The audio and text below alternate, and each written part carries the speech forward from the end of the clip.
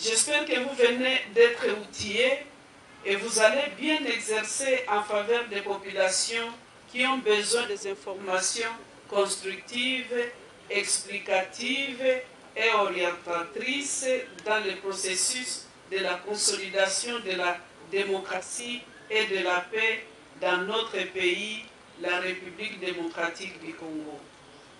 Et comme vous le savez déjà, les médias jouent un rôle important en démocratie et en citoyenneté responsable qui ne se mesure et s'évalue dans un quotidien patriotique pour le bien-être de notre cher pays, héritage et terre de nos ancêtres.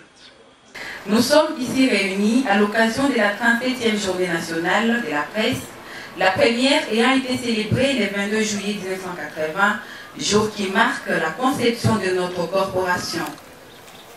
Car c'est au cours des assises de juillet de cette année-là que fut élaboré le projet de loi sur les modalités de l'exercice de la liberté de la presse, ainsi que la proposition du statut du journaliste congolais.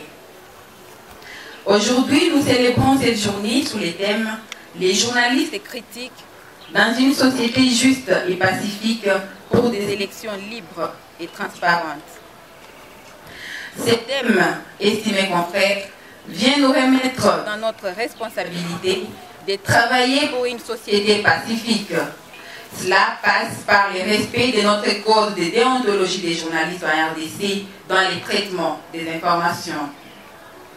L'article 3 de ces codes nous recommande de traiter tous les problèmes sans parti pris et de présenter honnêtement les sujets soulevant controverse.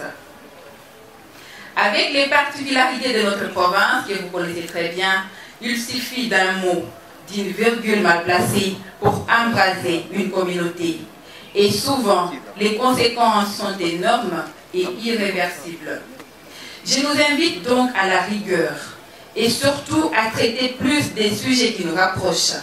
La vérité attend, seuls les mensonges est pressé, dixit Alexandre Plaut. Au-delà des séances de formation mensuelles que nous organisons chaque dernier jeudi du mois au centre des presses et que nous avons baptisé Jeudi responsable, séances au cours desquelles nous traitons, entre autres, de notre responsabilité dans la construction d'une paix durable au Nord Kivu, nous avons lancé à la fin de l'année dernière une campagne de sensibilisation à la paix en collaboration avec tous les médias de la province. Nous avons produit des messages de paix avec les leaders de la province, à savoir les jeunes, les femmes, la société civile, les responsables de l'Église, les autorités municipales et provinciales. Nous tenons ici à remercier tous les médias qui nous ont appuyés en diffusant ces messages qui nous rappellent à tous l'intérêt partagé que nous avons à vivre ensemble en paix. Distingués invités, chers consoeurs et confrères, une démocratie repose toujours sur la possibilité d'exprimer librement des opinions diverses et sur les votes des citoyens bien informés.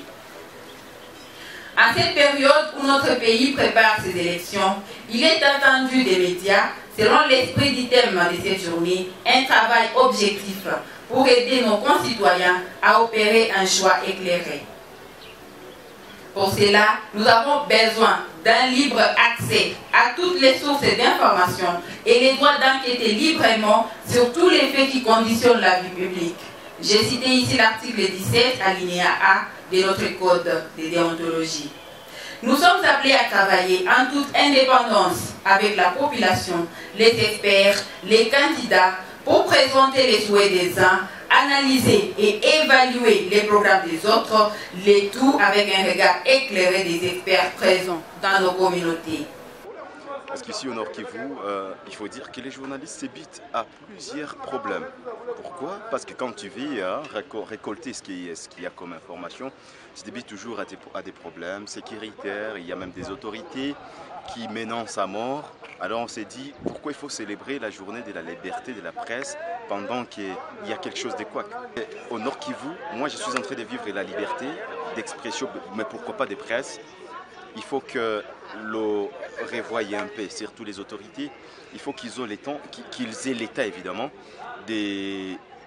s'est posé plusieurs questions, pourquoi pas les celles de savoir, est-ce que ces journalistes qui nous donnent des informations quotidiennement, est-ce qu'ils sont protégés?